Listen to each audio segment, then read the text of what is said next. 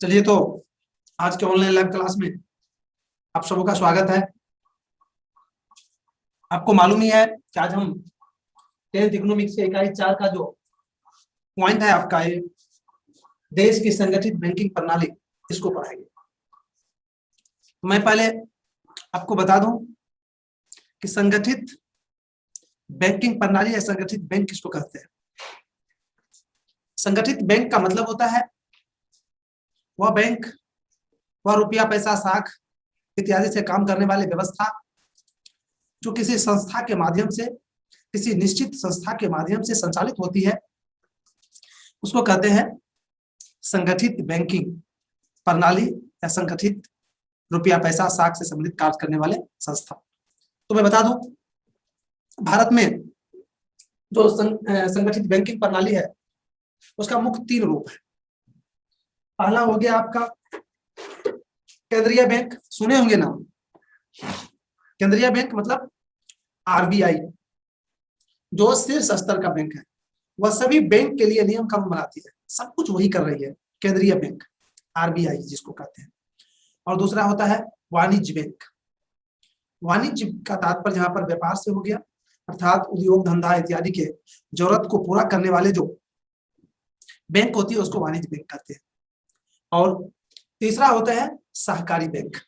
सहकारी बैंक का मतलब होता है कि एक नहीं कई व्यक्तियों द्वारा या फिर सरकार और व्यक्तियों के सहयोग से जो बैंक खोले जाते हैं उसको कहते हैं सहकारी बैंक। तो मुख्य रूप से देश में 3 तरह के संगठित बैंकिंग प्रणाली प्रचलित या कार्यरत है। पहले तीनों को एक बार यहाँ पर देखते हैं। पहला आपको हो गया केंद्रीय बैंक,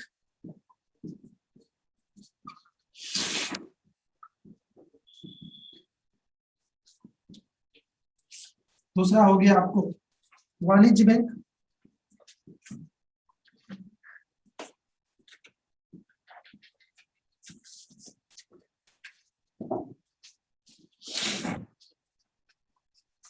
तीसरा हो गया सहकारी।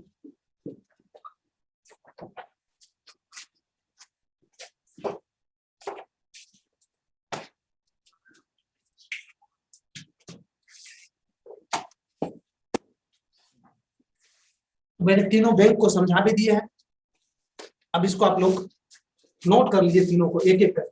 केंद्रीय बैंक देखे जा दीजिए। वायसी बैंक जो शीर्ष स्तर की बैंक होती है उसे केंद्रीय बैंक कही जाती है। भारत में reserve bank of India post में आरबीआई देश के केंद्रीय बैंक है। यह सभी बैंकों के लिए दिशा निर्देश जारी करते हैं। और वाणिज्य बैंक ठीक है, वैसा बैंक जो लोगों की वित्तीय और साख आवश्यकताओं को पूरी करती है उसे वाणिज्य बैंक कहा जाता है। हमारे देश में अधिकतर वाणिज्य बैंक सरकार द्वारा संचालित होती है। सहकारी बैंक वैसा बैंक जिसका संचालन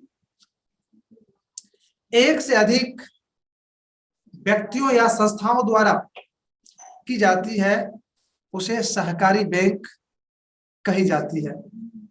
भारत में सहकारी बैंकों की संख्या काफी अधिक है।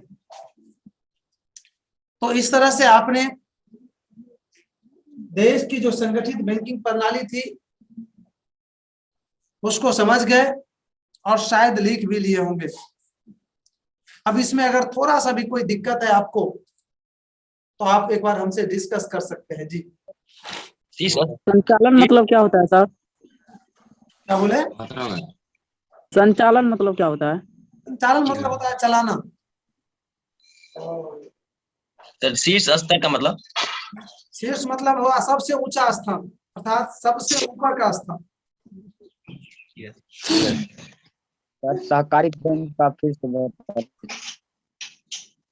सहकारी का अर्थ होता है मिलजुल कर काम करना, अर्थात एक से अधिक व्यक्ति या एक से अधिक संस्था मिलकर जब कोई बैंक खुलता है तो उसको कहते हैं सहकारी बैंक।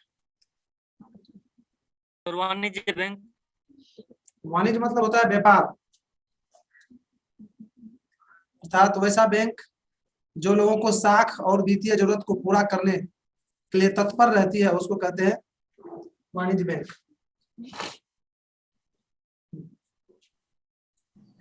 सर सभी बैंक के लिए आरबीआई दिशा निर्देश क्या करता है?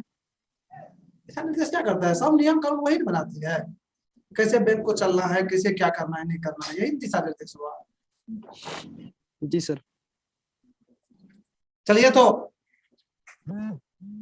अब हम आगे बढ़ते हैं। अब अगला पॉइंट है आपका संस्थागत वित्तीय स्रोत।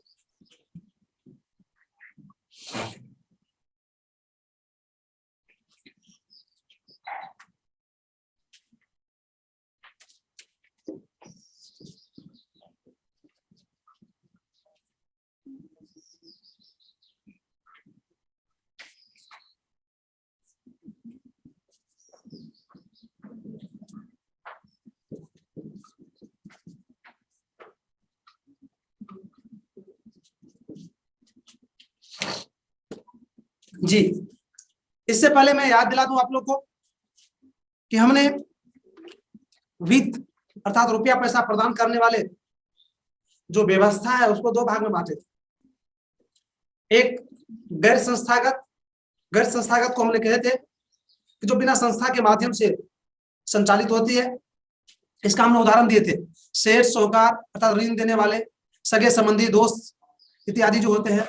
आपको जब पैसा की जरूरत होती है अर्थात वित्त की जरूरत होती है तो वो लोग देते हैं, लेकिन वह कोई संस्था नहीं चलाते, तो हो गया गैर संस्थागत। और दूसरा होता है संस्थागत वित्तीय स्रोत, अर्थात जो एक ऑफिस के माध्यम से, एक संस्था के माध्यम से संचालित होती है और आपकी जो वित्तीय जरूरत होती है उसको पूरा करती है, उसको कहते हैं संस्थागत वित्तीय स्रोत।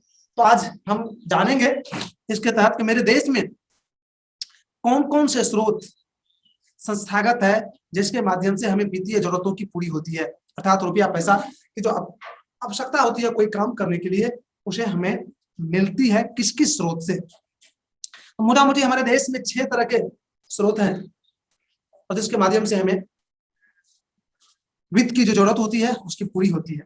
तो पहले उस 6 को पहले नामांकित कर लें, फिर हम उसको एक एक करके बताएंगे। तो वित्तीय स्रोत में 1 नंबर में लिखिए आप सहकारी बैंक।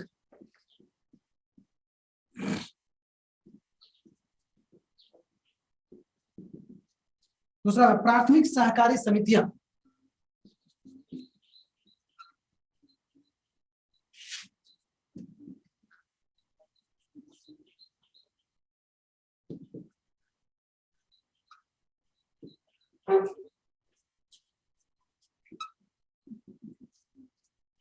तीसरा है मेरे भाई भूमि विकास बैंक।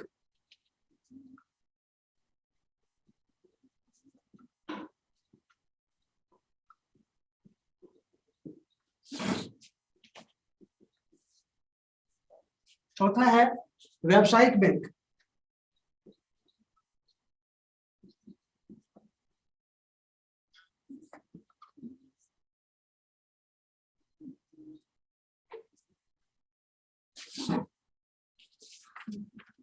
पांचवा है क्षेत्रीय ग्रामीण बैंक।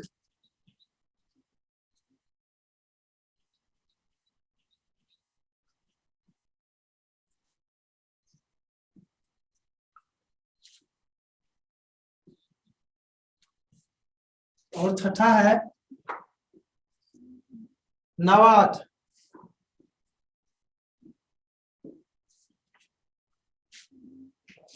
ये 6 है। इन 6 को पहले आप आज नोट कर लीजिए।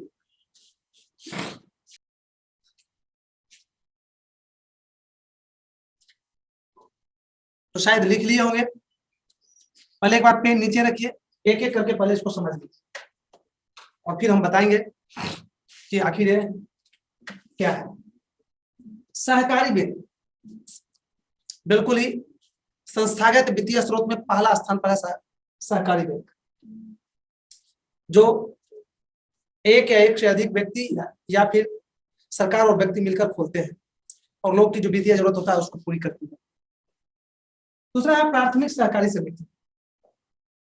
ये गांव के 10 व्यक्ति मिलकर स्थापित करते हैं और यह सरकार से ऋण लेकर किसान को कम दिन के लिए, अधिक से अधिक, इसमें मुझे 1 साल था अब 3 साल कर दिया गया है, अधिक से अधिक 3 साल के लिए ऋण देती है।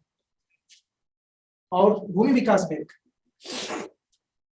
यह किसान को दीर्घकालीन ऋण देती है, अर्थात कृषि यंत्र इस बैंक के द्वारा मुख्य रूप से किसान को दिए जाते हैं। ट्रैक्टर हो गया, थ्रेशर हो गया, पंपी सेट हो गया, ये सब इसके द्वारा दिया जाता है। ये भी किसान के विकास के लिए बैंक है। तीसरा व्यावसायिक बैंक। यह बैंक उद्योगपति एवं अन्य लोग की जो वित्तीय और साख की आवश्यकता होती है उसको पूरा करने के लिए हर वक्त तत्पर रहती है। क्षेत्रीय ग्रामीण बैंक गांव विशेष या क्षेत्र विशेष के वित्तीय जरूरत को पूरा करने के लिए क्षेत्रीय ग्रामीण बैंक स्थापित किए गए। जैसे अपने तरफ उत्तर ग्रामीण बैंक भी कार्यरत है, तो इसी के तहत है। और छठा नवाज है। मेरे भाई नवाज इसमें सबसे महत्वपूर्ण है, थोड़ा सा इस पर जान लीजिए। नवाज क्या है? नवाज कृषि एवं ग्रामीण क्षेत्र के विकास हेतु ऋण प्रदान करने वाली भारत की सबसे शीर्ष स्तर का बैंक है या संस्था है। यह खुद अपने से ऋण नहीं दे रही है, यह विभिन्न बैंकों के माध्यम से आपको अर्थात किसान को ग्रामीण क्षेत्र के विकास के लिए ऋण प्रदान कर रही है। मैं एक शब्द में कह दूं कि आज जितने भी बैंक आपको ऋण दे रही है वो अधिकतर बैंक अपना नहीं ऋण दे रहे हैं, वो नवाज के पैसा से ही या नवाज के माध्यम से ही आपको ऋण दे रहे हैं। शायद नवाज समझ गए होंगे, तो आपने 6 को अच्छी तरह से समझ गए कि भारत के जो ये 6 संस्थागत वित्तीय स्रोत है ये क्या है। मैं इसको लिखा नहीं पाएंगे क्योंकि आपका समय समाप्त हो रहा है, लेकिन मैं आपको आज SW दे रहा हूं, कल 6 को आप पूरी तरह से कंप्लीट करके आएंगे। हम भी बताए हैं, बुक में भी पढ़ के आइएगा। क्लास ज्वाइन करते ही हम सबसे पहले इन्हीं 6 में से कोई एक व्यक्ति को पूछेंगे, इस तरह से बारी बारी से हम पूछेंगे। तो मेरे भाई आज मैं आगे नहीं बढ़ पाऊंगा, आज क्लास को हम यहीं पर विराम दे दें।